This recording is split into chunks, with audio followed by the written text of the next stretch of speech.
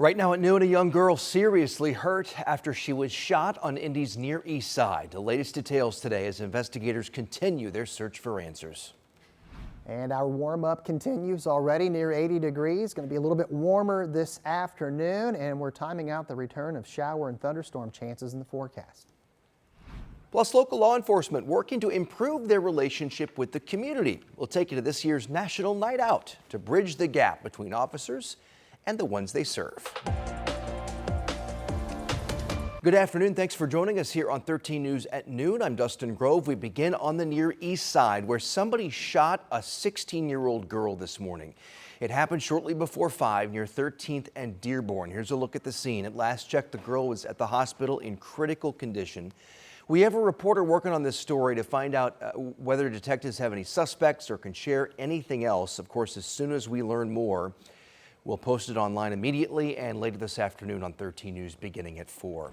Metro Police are also looking into what caused a crash that killed 2 people this morning on the north side. 3 others were hurt. Happened just before 3 a.m. at North Meridian and 86th Street. Police say it appears an SUV with 4 men inside ran a red light and then crashed into a car. The driver of the car died along with one of the people in the SUV. 2 of the 3 survivors were critically injured. And an unusual crash late last night in Fishers. This happened about 11:30. Take a look here. 2 cars collided in the roundabout at 96th and Allisonville. Fishers police told us one of the drivers was killed. They're still working to learn what happened to the other driver. That roundabout was closed for several hours but is now back open. A 41-year-old farmer in Boone County is facing charges after allegedly shooting a crop duster flying over his property. This happened in July of last year in the area of State Road 32 and 75, not far from Thorntown.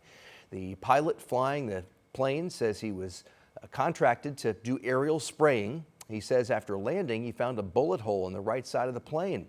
The farmer told investigators he has a no-fly zone over his property and that, quote, "They're lucky I'm not a better shot."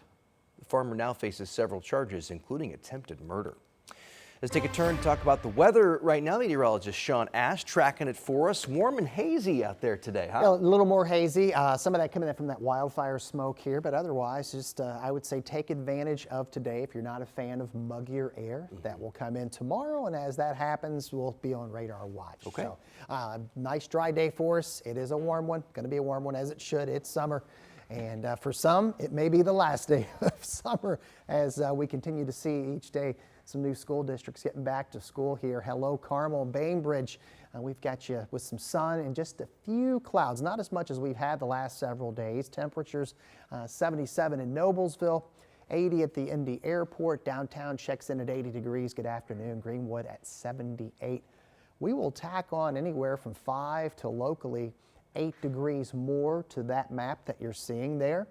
As we look down turn 1 here at the Motor Speedway, 80 degrees. Dew Point actually not bad at all, in the 50s. Again, that is comfortable air for summer. As I mentioned, it gets a little more muggy in the days ahead. Let's go warm, let's go sunny mostly as we finish up the day here with the sunset at 8:53. If you're going to be outside this afternoon, we should peak out between about 85 and 88 degrees. Here are our current dew points. Again, you see 50s in summer. That's relatively comfortable. To the west of us, 65 there in St. Louis and 70 in KC.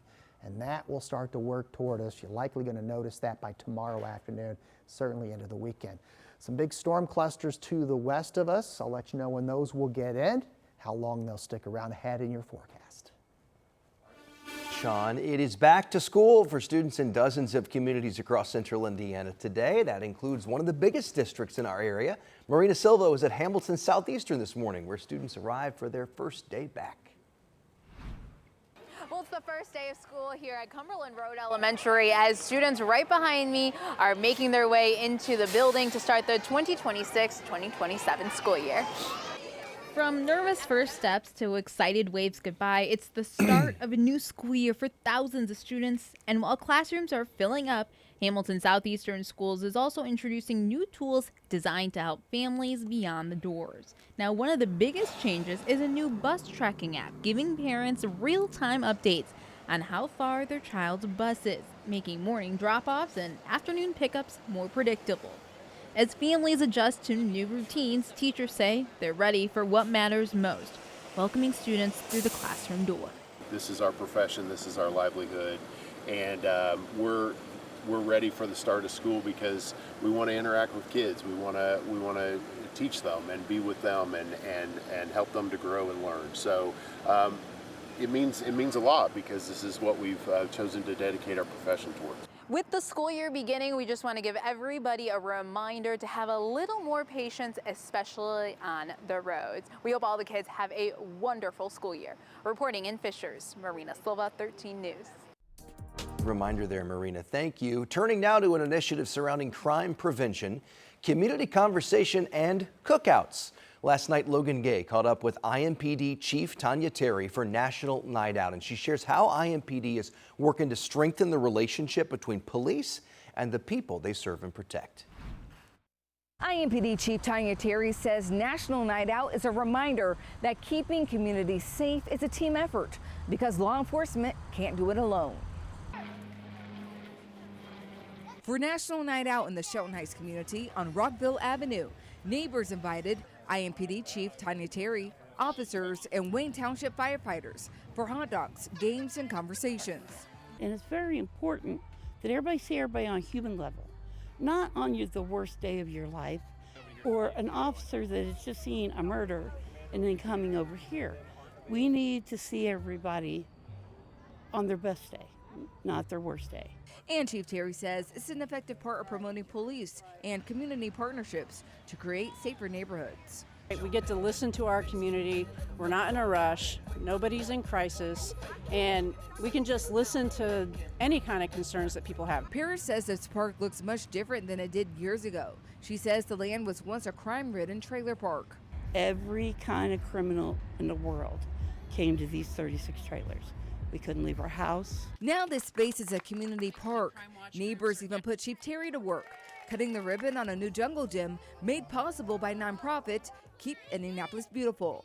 We're a part of this community too. People are the police and the police are the people. And when we come together like at events like this, I think it just concretes that idea. Paris says the transformation started with conversations and partnerships. The same things National Night Out is all about. And Keep Indianapolis Beautiful also told me that crime has dropped 85% in that park over the past few years. In Indianapolis, Logan Gay, 13 News. And we are now getting a closer look at how effective a city agency has been when it comes to its mission to keep people safe and healthy. We're talking about the Indianapolis Office of Public Health and Safety. This new report just out comes from a push for transparency after an audit found problems with how OPHS manages its contracts. First, the report talks about the unhoused. More than half of the people staying at one family and women's shelter were children. The report says 121 people were successfully moved into permanent housing. Another report says elevation grant groups served about 7,100 people. Those grants are to address the root causes of crime and help build safer neighborhoods. Councilor Michael Paul Hart pushed for this report. He calls it a step forward. And you can read more about this story and the report online. We've got it posted at WTHR.com.